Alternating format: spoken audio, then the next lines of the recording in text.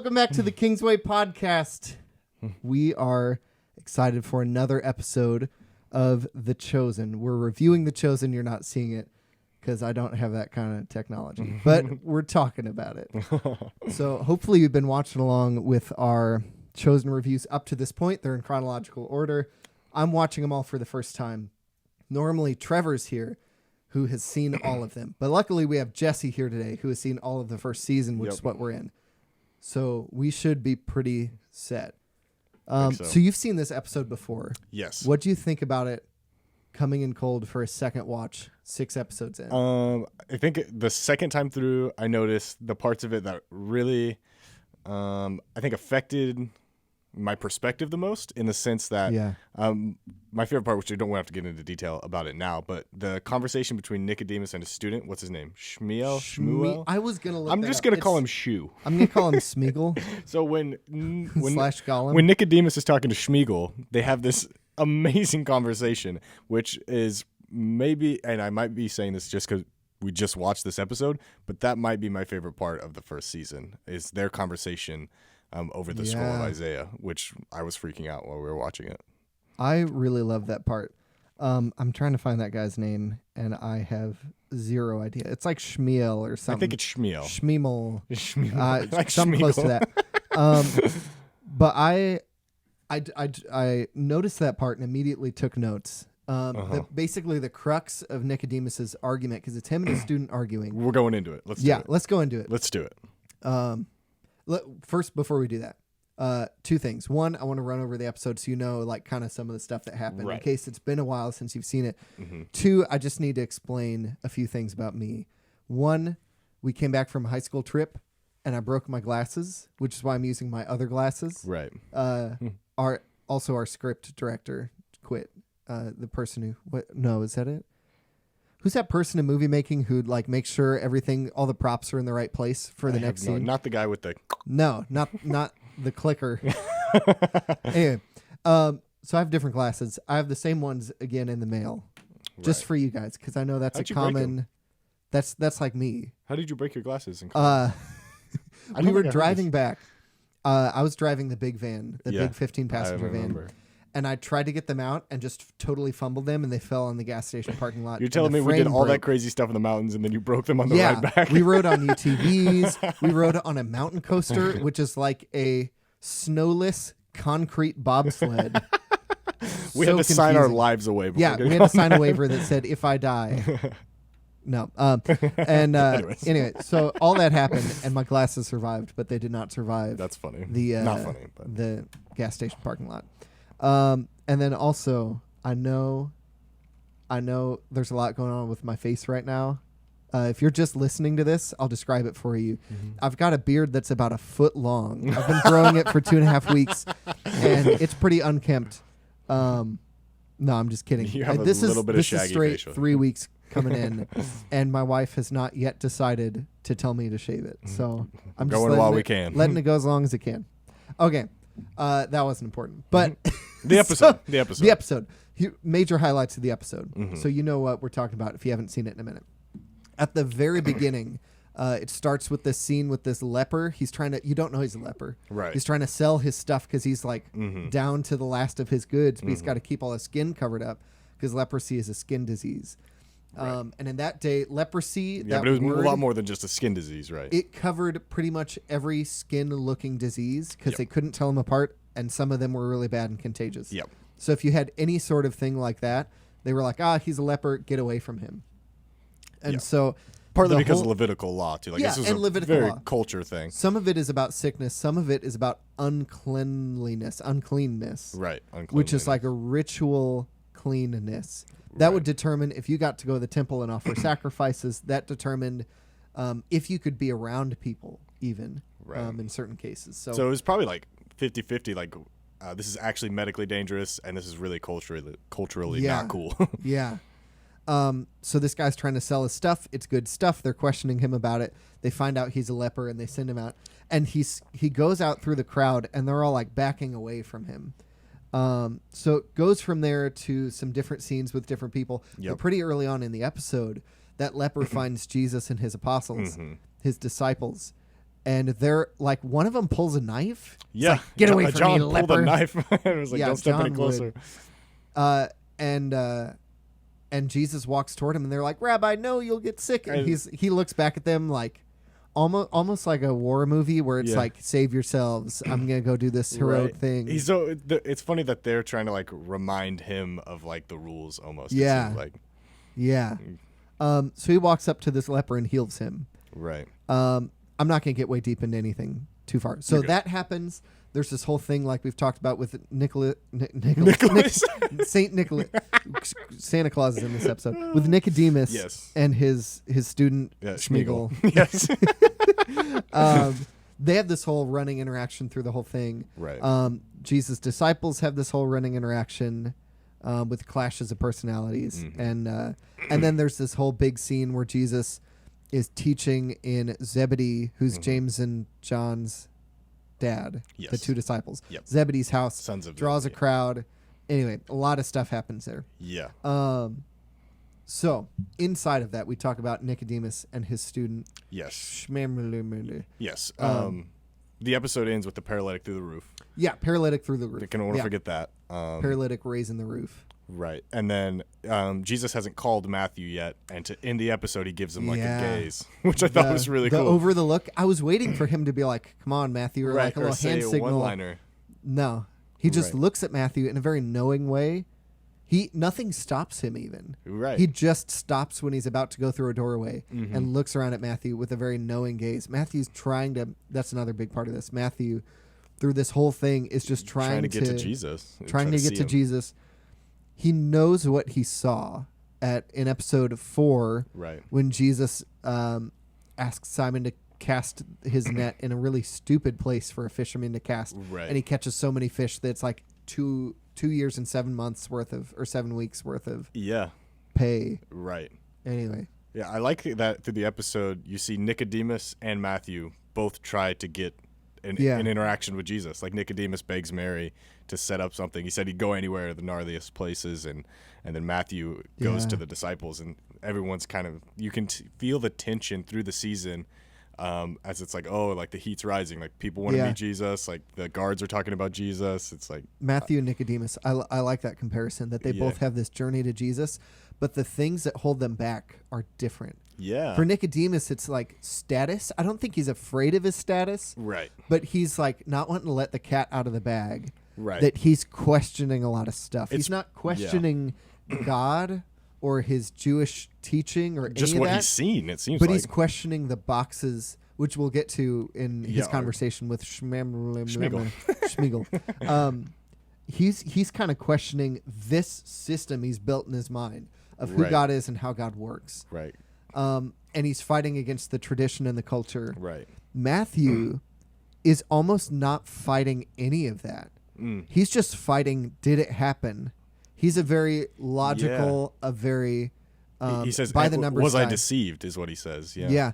And Trevor and I talked about this a couple episodes ago.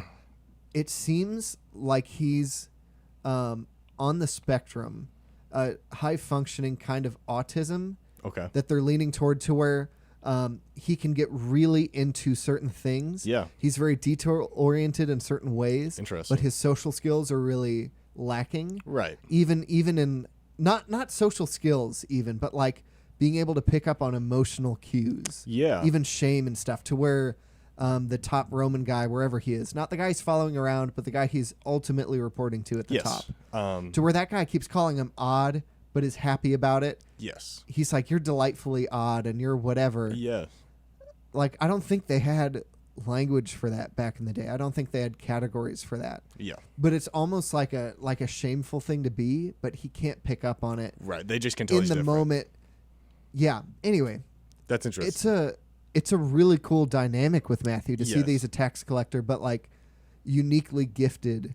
Yeah. Through that. That's all just a guess, and that's all I think like a director's decision. I don't think that's totally biblically accurate. Right. I like that. It's totally plausible. They took the style, they built that off the style of his writing, which I think is really interesting. Yeah, It's like, we see that he writes this differently than the other 3 gospel writers, so we're going to form his personality about his unique curves in his writing, which I think is super interesting and a great observation. I've never thought about that, but the Gospel of Mark, it's commonly understood that Mark was the Apostle Peter's sidekick in certain ways, and when Peter wanted to write his gospel, Mark wrote it as a student of Peter. So Peter's identity, which we had a whole series on this at church, not on the podcast, a whole series of sermons on Peter's identity, and then preaching through First Peter. Peter is very brash and quick to act, slow to speak. And so what's funny is that his gospel is full of the word immediately and all of a sudden and that kind of stuff. It's like 3 sentences into one story, and they'll be like, immediately they're going this other place. And you're like, wow. Yeah, I guess they do the same thing with Peter then. Yeah. Anyway, okay. That was a cool little side note. Yeah, that is cool. So we're talking about Matthew, and his journey compared to Nicodemus's journey to find Jesus is just fighting against his logical brain. He is not a person who's shown to have a very mythical imagination. He's very material, not materialistic, but like tangible. He wants to be able to see things and figure things out, and they all make sense. And what he saw with Jesus did not make sense, because miracles and math don't go together. One is predictable, and one is the definition of unpredictable. So it's really cool to see their two journeys. I like what you said about Nicodemus, and it being like he even comes to Jesus at night later, and there's like that in John 3.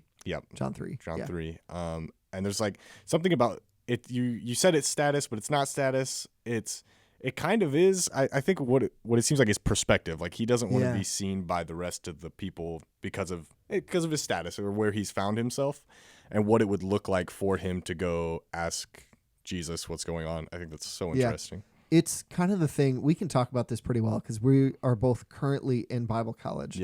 You're just just finished your freshman year at Ozark Christian. I finished my first year at Ozark, my second year of college. Going into my third year of college. And I am done with 2 out of 3 years of my Master's of Arts in Formative Worship. Both of us can probably attest to times where a professor has said something that is biblical, and they prove that it's biblical. But it takes a stance in a different way on an issue than we've ever heard or known to be true. I almost don't want to bring any of those up because I don't want to just needlessly be like, hey, that thing about our faith, it's wrong. But there are certain times where they've been like, yeah, this is just commonly accepted culturally, but it's not true. And you're just left there like, hubba, hubba, blah, blah, everything I know. You're just like trying to figure out, are they wrong? Is everything I've ever known wrong? What does this new truth affect? Like new understanding of what's true affect. Anyway, this is kind of what's happening to Nicodemus this whole time. He's had Michael a DeFazio. He's in his Acts class, and he just sat there and said something that just like made Nicodemus rethink everything. He's in that kind of moment where it's not like, you're right. It's not like he's afraid of losing his status, but he has to be careful because of where he's at.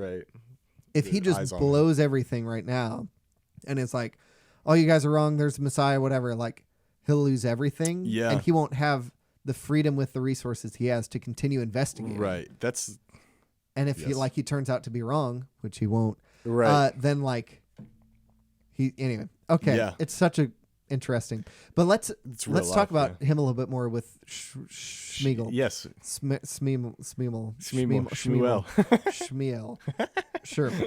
Him and his student, what are their two opposing viewpoints that are coming to a collision in the middle of the episode? So we see important thing is they used to agree. We see that. That's important before we talk about it because Schmiegel says something like, your teachings have been so steady and I've studied your every word. And so it's clear that wherever Schmiegel's landed, it's because of Nicodemus and how far he's come because of him. But I need to look up his real name. But then Nicodemus takes a turn here after seeing Jesus or just sometime later in life. And I imagine he's softened up to kind of invite a more open-minded, non-legalistic way, which I'm sure for the Pharisees was crazy. But I think even in my life, I feel that tension of like the Shmuel and the Nicodemus in myself of being like, okay, I'm just super legalistic. Like I have a framework in my head and this is how things work.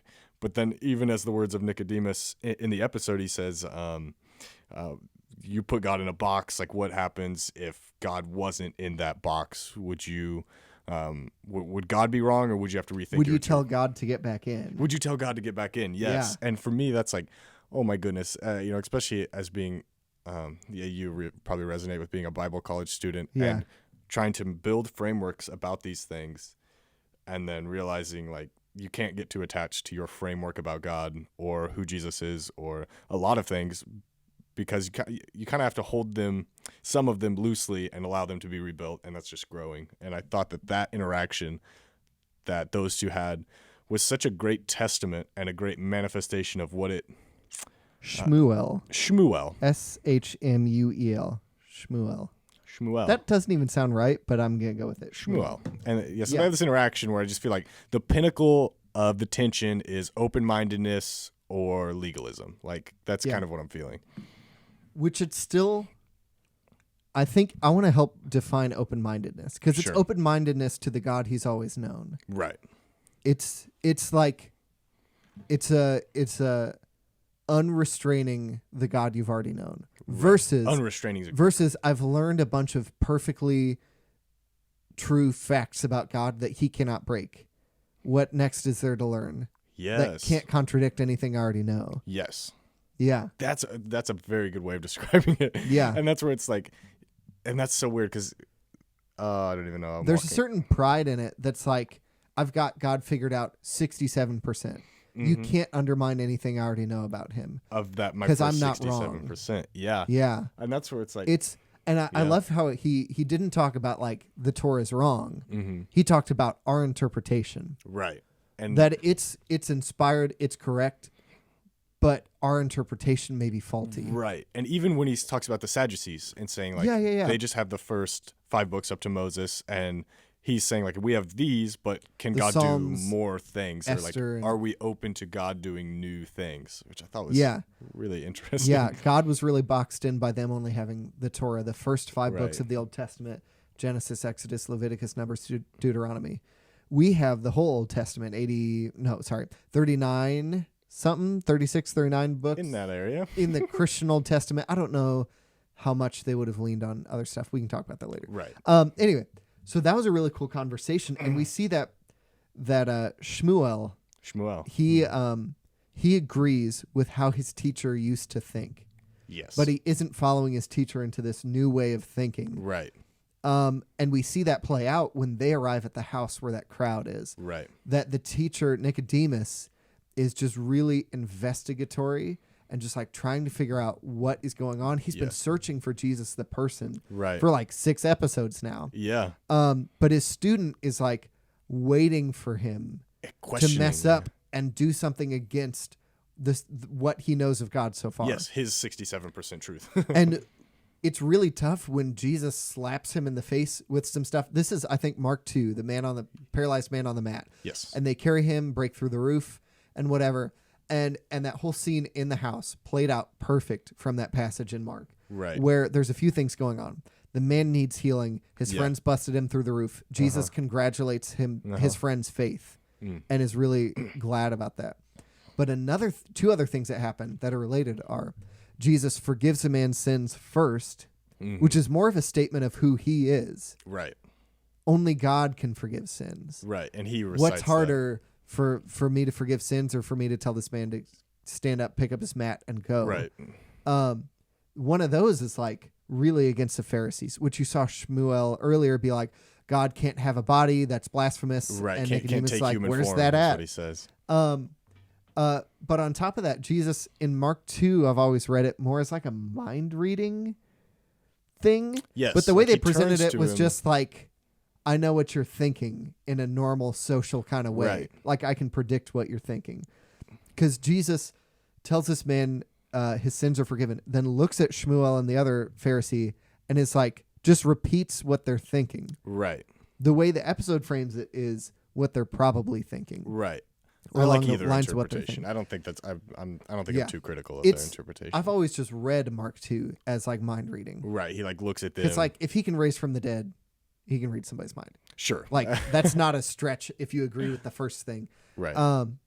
But yeah, it's so that more than just being a miracle in itself was a straight slap in the face. Didn't even let him talk because he knew what he was thinking, and he was and right. he like ignores him. Yeah. Just like you just hear Jesus look over to the paralytic, and Shmuel's just hammering him with questions like, "Oh, by what authority do you do this?" Or like, and trying to command his attention away from that woman who helped lower him through the fifth friend, because there were like 4 dudes who lowered him through the roof, and then this woman who's trying to help him get there. Yeah.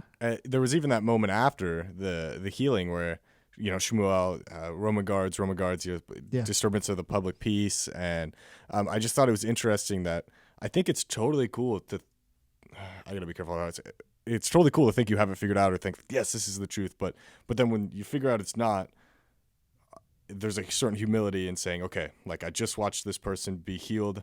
My framework needs to change. But instead he doubles down and it's like, guards, like something is wrong. My interpretation of truth is being invaded, and he tries to get Jesus arrested. Yeah. So what I love about that is it's all just the continuation of their conversation, Nicodemus and Shmuel. Yes. Because Nicodemus, what leads out of his conversation because he says specifically, why limit, or something like this, why limit God with boxes we've carved?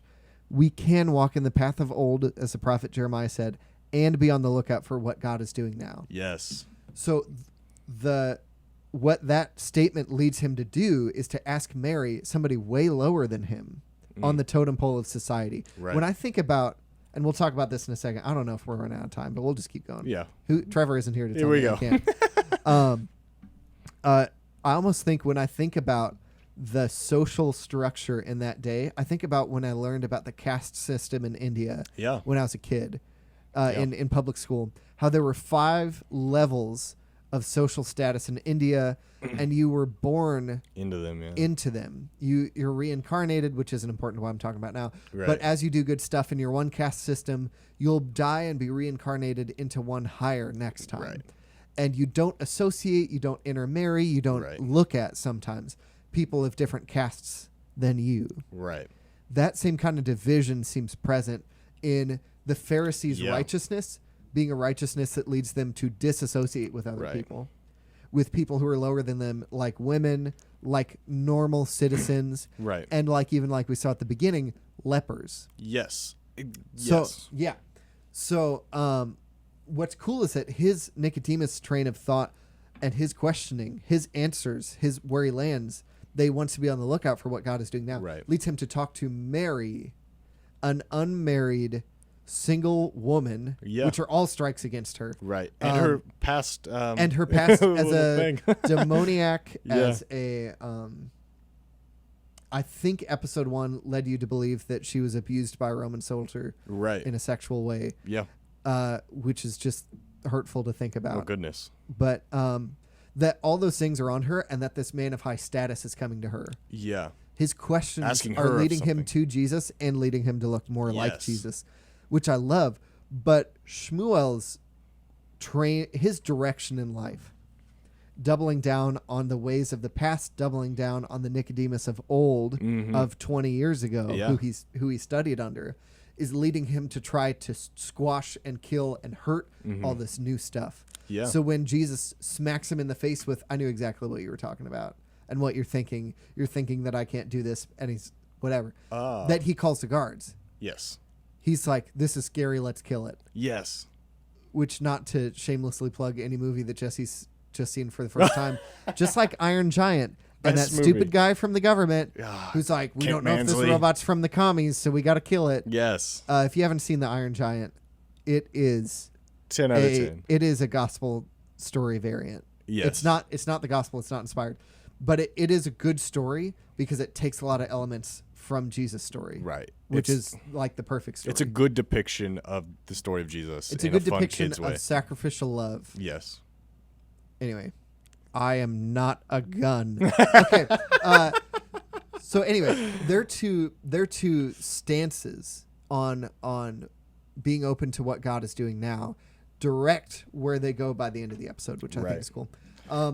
do you have anything else to say about that? Yeah, I was just what you were talking about a minute ago with the different social groups. That's what I think one of the most valuable things about the whole Chosen series has been for me is I read about the Greco-Roman culture, I study it, but being able to watch some Greco-Roman depictions of the world, I think is it's so healthy for your Bible reading. It's so helpful for the way you think about things, and just inviting yourself into the biblical world to better understand the text, I think is so important. And The Chosen does that so well. I want to hit on one or two things super quick. Yeah. And then like my last thing, which ties characters from the whole episode together. Okay. So super quick. I loved that when Jesus got to Zebedee's house, and that like their neighbors broke in and wanted to ask Jesus questions, and he just sat there and answered their questions with stories and was just very Jesus-like. Yeah. I love how many different little parables and different little stories and teachings he taught that are scattered across the Gospels. Yes. So there's the tower. I didn't. He was talking about reference. the persistent widow. The persistent widow was near the end. That's the beginning of Luke 18. Yeah. He preceded that by the middle of Luke 18, which is the two men in the temple, the Pharisee, and the some other guy, tax collector. Yeah, the Pharisee and the tax collector. Yeah. One is like, I'm glad I'm not like all of the rest of these lesser people, and the tax collector is like, forgive me, for I'm a sinner, or something like that. Yeah, yeah. It's the basis of this thing called the Jesus Prayer. If you haven't heard it, look it up. It's just a short one-sentence prayer based on that tax collector's prayer in the temple that Christians have taken for a long time to pray. I think it goes, Lord Jesus Christ, Son of God, have mercy on me, a sinner. That's the whole prayer. Yeah. It's awesome. Anyway, but so there were those two parts from Luke 18. Yes. There were two parts from Matthew 6, the Sermon on the Mount in the middle. Yes. He talked about prayer out loud. Yes. Prayer in the streets, because that one your right blind hand lady. and left hand, yeah. Yeah. Well, that's a separate part about generosity, which might be after. Right. It's integrity. It's like privacy, integrity, kind of the same tune. Because I know Matthew 6 has he didn't quote this, but it has the Lord's Prayer, Our Father in heaven. Right. When you pray like this. And it's preceded and followed by two other teachings on prayer about the Pharisees. It might be the hands one. You might be right. Right. So he has that teaching. He has another Matthew 6 thing about if God clothes the lilies in the field, how much more will he clothe you? If God, all Sermon on the Mount stuff. Yeah. And it was all these teachings from Jesus' ministry in the Gospels all over. And a thing I've heard a lot is that the Gospel accounts probably summarize in certain places Jesus' teaching that he's been teaching a lot over the course of his whole 3 years. That he was like a traveling teacher and these things just came up all the time. He has disciples who hear him all the time, and he also has new people who hear him for the first time. Yeah. And so he'll bring up the same, when you pray like this. Yes. The same Pharisee and the tax collector, the same fishing with nets and whatever. Yeah. God will judge. I mean, I hear things that Trevor says all the time. You know what I mean? Like, he says these teachings all the time. They're just familiar to me because I've been under him. But I watch him tell somebody else for the first time. Like, it's very similar. So that kind of thing is going on. This isn't the Sermon on the Mount, and it's not some of these other teaching times. As recorded in the Gospels, it's just a time he's teaching the same These stuff. are just the teachings of Jesus. He says them all the time. Okay. Do you have anything else before I do my last thing? I do. It's kind of a big one, though. Let's just try to do it fast. Go for it. So this tension between Shmuel and Nicodemus, what does it look like in our lives, and what can we learn from that tension, you think? My name's not Shmuel, so I don't know for sure. No, I think it looks like what Jesus was talking about with that lady's question about, do you know when the end will come? Okay. And the lamps. I think Shmuel's the one who's like, I want to know when the end's going to get here. When the end of time, when God comes to restore everything, when that's going to get here. Because that means, first of all, I'll know more than other people. Second of all, I can aim my work around when I'm going to be checked. You're right. I can try to be perfect and flawless. Whereas the person who just stays ready is like the one that God and the master in the parable are happy Right. with. I think Nicodemus in the story is a person who's ready. He even says, we're always students. We're always Yes. learning. I love And that I line. think that's like part of what you're aiming at with that question is that there's no point where you're fine and you don't need to learn anymore or grow any closer to God. Yeah. But the Shmuel attitude is, Right. I'm perfect this far. How do I get more perfect and refute Right. unperfect things? I think it's important to say real fast. I don't think the Shmuel mindset comes from a bad place. Oh no! You know what I mean? No, I think no. I think it's a way you can accidentally fall into thinking that isn't ideal, or it can even be unhealthy. Yeah, I'm trying to find a book up here called good Extreme luck. Righteousness, and it's blue, and I see it right there. Anyway, there's this book called Extreme Righteousness by Tom Havestall, and it's about like the good intention of the Pharisees. Yes. That they were trying to follow God really well, and in the end, they didn't do a good job because they missed Jesus. Yeah. But what they were doing was totally warranted. Yeah, it makes sense. They were trying to be as ritually clean, as totally pure, as like legally upright to God's law as they could be, because there are people in the past, every time they stopped being that way, they were sent into exile. They started worshiping idols, and then God sent prophets to warn them, and they wouldn't listen, and they were sent into exile again. Yeah. And they had bad kings, and enemies overtook them, and all these things. And Rome's over them, just looming. And they're just trying to do their best. Right. They're just trying to follow God as well as they know him, as well as they can. Yeah. But that's not what God wants. Right. And that's the issue. They're doing their best, but it's a best motivated by fear of God, right, and fear in a bad way. Right. And missing the bigger picture. This is the same. This is their days ticket to heaven theology. Yeah. If I just do this stuff, right, then God will be happy with me. Right. And that's even depicted at the very start when the guy's like, what does he say at the very first scene when he says, you're going to send me to hell for 20 denarius or something along those lines, because he's a leper and he's close to him. And he thinks that if he becomes unclean, he'll, Yeah. So Anyway, I thought that was interesting. So their two attitudes look like a legalist, and we're saying that with as much love and care as we can, right, because I grew up very legalistic. Right. And I'm sure we both wrestle that tension still, you know what I mean? Yeah. Of finding ourselves in legalistic pit holes and working through it.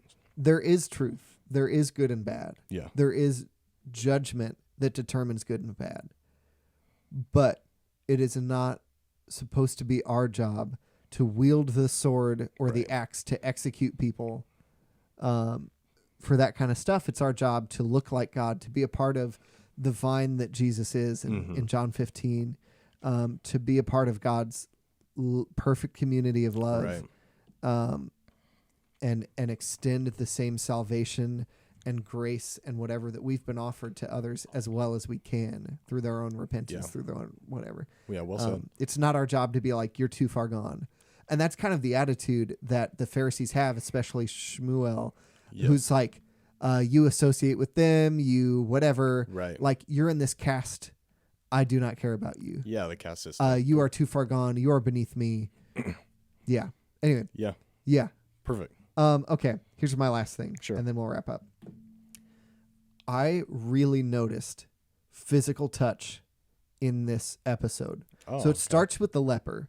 Right. And the leper, everybody wants to not be around him. For skin disease, uncleanliness, everything we already talked about. Yep. They are like terrified of him. Remember, Jesus' own disciple drew a knife on him in this episode. Yeah. Like, stay away from us. And what does the leper say to Jesus when all those apostles or all those disciples are there and Jesus is getting close and his disciples are like, stay away from him? He's a leper. He says, don't turn your back on me. Yeah.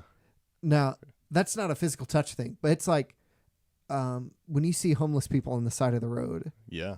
Some people give them money and most of the rest of them try not to look. Have you ever felt that? That I don't want to talk to this person and I know they're going to talk to me and they're in this lower caste than me. I'm going to keep using that caste system. Yeah. So I don't even want to look at them that's kind of what's going on with somebody of this low of a status. Yeah. Don't even look at me. Oh my goodness. Or like, don't even look at them. They want people to look at them, to acknowledge them, but they're usually kicked out of their family for being a leper. Right. And they had leper colonies and such. Yeah.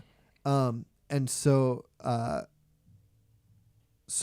they haven't experienced physical touch in a while. Mm-hmm. Whether from a spouse or family or friends or anything like that. We all know, like nowadays, that in order for a child to grow up healthy, when they're a baby, they need a lot of physical touch. They need to be held. They can't be in a crib all day long. Right. They have to be held by another human being. Mm-hmm. And I don't think we ever grow out of that as much as we think we do. I agree. Like, that's why solitary confinement in prison is so brutal, almost arguably more brutal than the death sentence. Oh, goodness. Because it'll make you go mad because Right. you can't even bump shoulders with anybody. Oh, my goodness. So this leper has gone, I don't know how long, without anybody's touch, with people not looking at them like they're homeless, because they probably are. And so when Jesus walks toward him, that alone is like, Right. you'll probably turn kill away. yourself to just show me some love right now. And nobody's willing to do that. Ah. But then Jesus goes to heal him, and he leans down with him, and he Mm-hmm. talks with him for a second, and puts his hand on the back of his neck, and the guy goes like, ugh, like he like freaks for a second, Yeah, like- because again, nobody's touched him. And the He's back been of your touched, neck is a yeah. little sensitive. It's not like some other part that's less. It's a very like intimate kind of spot. And when I Yeah. say intimate, I want to be clear.